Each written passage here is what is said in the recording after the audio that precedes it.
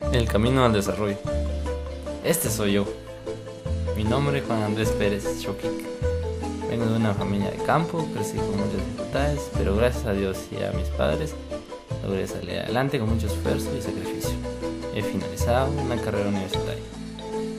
Tengo 6 años de aportar para el desarrollo en el programa FOMAGRO de Fundap y quiero compartir esta historia.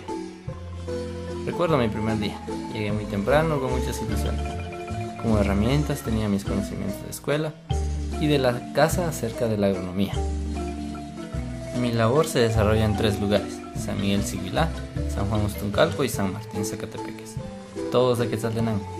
Lugares que comparten aspectos comunes como el idioma mama, las costumbres y el clima.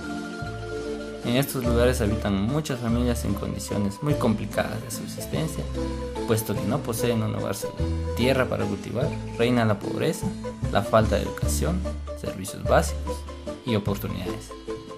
En estos 6 años, en esta zona mi contribución ha tenido algunos avances importantes, pues domino el idioma, lo que me facilita la comunicación.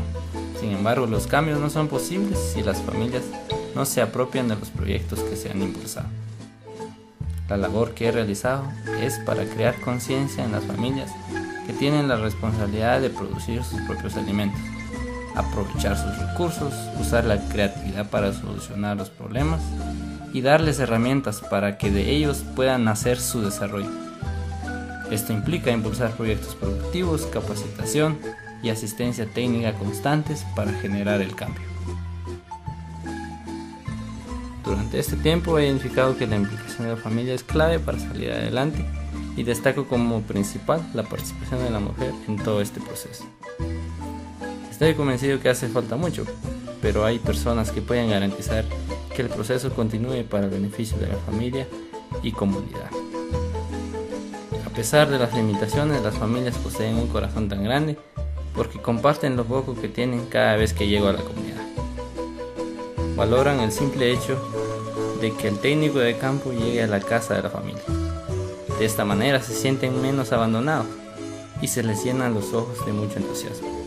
Eso me satisface de manera personal y me compromete a hacer mejor las cosas.